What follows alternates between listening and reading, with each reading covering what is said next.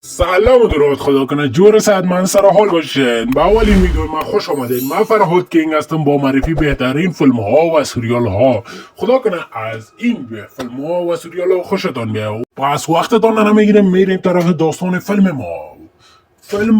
فیلم به نام جاب پاکت است که در سال 2024 منتشر شده است که داستان این فیلم این رقم می باشد که در یک دختر از چین آماده می باشد که نامش آنیا می باشد و فرانسیسکوی امریکا و این می خواهد که یک بازیگر مشهور شود. اما اینجا اتفاق جالب می شود، می افتد که برنده تکت لاتری می شود اما این خودش خبر نمی باشد و این همه مردم بالایش حمله می کند. حیران می ماند که چرا حمله می کند و می خواهد ایره بکشد. اینجا یک دفعه نجاتی میاد نجات میده و همین مردم ازش دور میکنه و آدم موتر خود میگردانش دیگه این طرف و طرف و با میگه این چی گپ است، همه میخواد دیوانه شده مرا میخواد بکشه.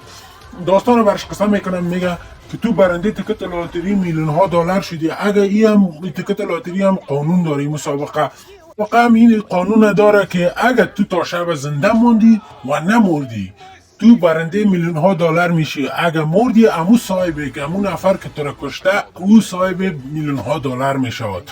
و این دختر حیران میمونه، میگه من میخوایم منصرف شوم. میگه میلیون ها دلار است از دست میتی. نجاتی برایش میگه، این نجاتی میگه من تو را کمک میکنم اگه میخوای اما مفته نمیکنم، 10% پولت باید به من بدی. این دختر مجبور است دیگه قبول میکنه اما این نجاتش میده و دیگه کم نجاتش میده اما زورش نمیکشه و اینجا به میراقا زنگ میزنه. میراقا میگه من تو را نجات میدم اما 30% پولت میخوایم. دیگه این دختر مجبور است دیگه نجاتی هم میگه برو قبول کن دیگه همین میشه دیگه ای که قبول میکنه اینجا دیگه. اما این میراقا تصمیم خود تغییر میده میگه من نه، چرا 30% بخوایم، چرا نکشمش 100% نگیرم. و این نجاتی و هانیه از پلان از این خبر میشه و از این شرکت از این فرار میکنه و میزنن بچه ها و ای که فرار میکنن و این میراقا ایلا دادنیشون نیست چون که هم پولی نیست دیگه این میره که بوره بکشن این دختر بکشه و میلیون ها دلار برنده شد.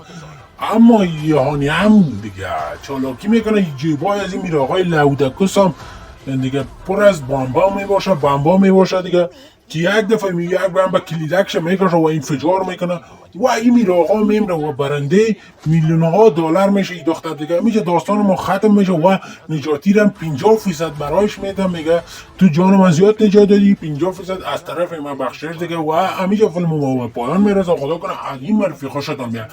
آماده باشه و صفحه من همچنان لایک کامنت فالو کنین تا دیگه رو جون ما همچنان زنگ میخوان دیگه معرفی فیلم های بدی رو بیننده باشین. پس زنگوله رو همچنان بزنین. در جیگتون جونم الله نگهدار. Why are you winking at me like that? Man, you can't just steal people's panic rooms, dude. What are you, Jodie Foster? You know too much. I really don't, though. Katie's the biggest jackpot of all time. Just find her. Cowabunga. Journal power.